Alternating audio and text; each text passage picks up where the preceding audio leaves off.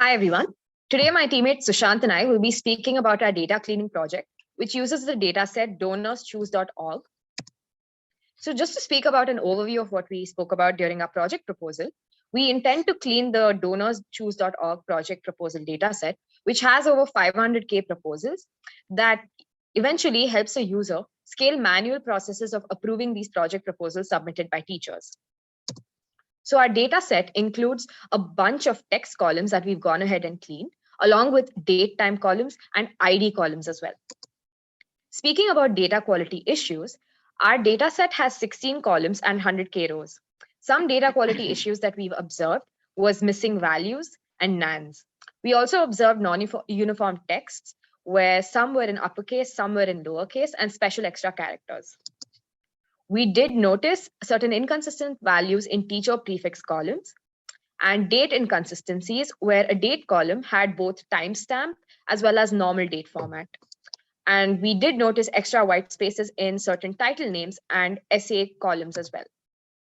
Speaking about our pipeline, we started off with OpenRefine, proceeded with pandas, and then created a relational schema using SQL Server. And we've also provided before and after stats of how our data cleaning project has worked. So we started with OpenRefine, and we used text facets for columns like school state and teacher prefix.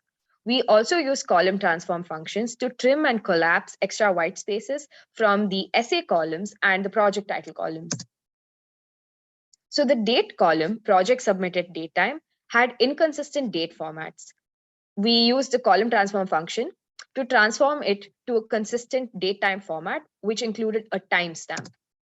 So we did notice some limitations in OpenRefine, starting with the state column.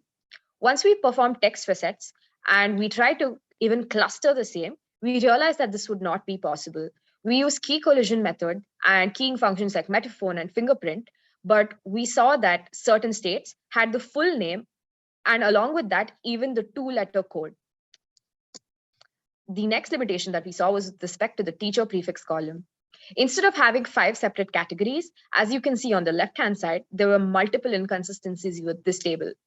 We were able to cluster and clean almost most of it, except for miss and miss, which was spelled as MS and MISS.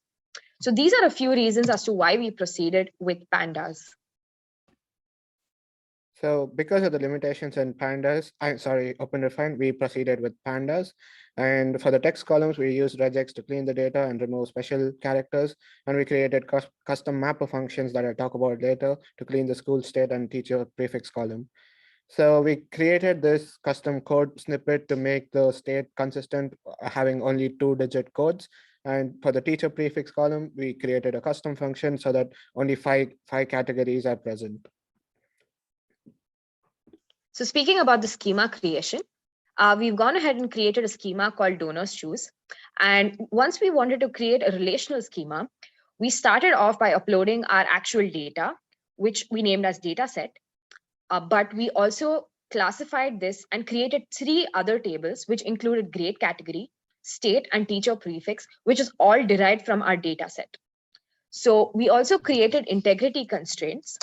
That is, as we can see from the SQL code snippets here, once we created our dataset table, we referenced the foreign key, which includes ID column in the table's state, teacher prefix, and grade category, and referenced it to the dataset column ID.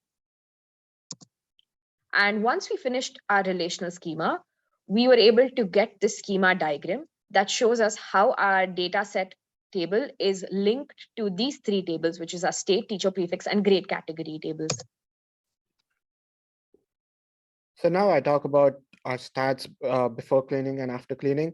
So before cleaning, the data was all cluttered. As you can see, the teacher prefix column had many inconsistencies, and after cleaning, it just has 5 categories. And you can see the stats on the screen now. So this was similar to the state column as well. So the state column is right now only a 2-digit code with as opposed to a full name of the state. And this is also consistent with the date time column. Date time column no longer has inconsistencies, and it's a timestamp, only a timestamp. Here's an overview of the text columns that we cleaned, there are no more special characters in the text columns, and an individual can easily figure out what the text actually means. So we wanted to see how the data changed. So we queried the data before cleaning, and we got 35,776 rows for the Miss Teacher prefix. And after cleaning, we got 38,955 rows. And similarly, we queried for Illinois before cleaning and got 3,990 rows, but after cleaning, we got 4,350 rows. So this was our data cleaning pipeline, and we were able to preserve and maintain the integrity of the data.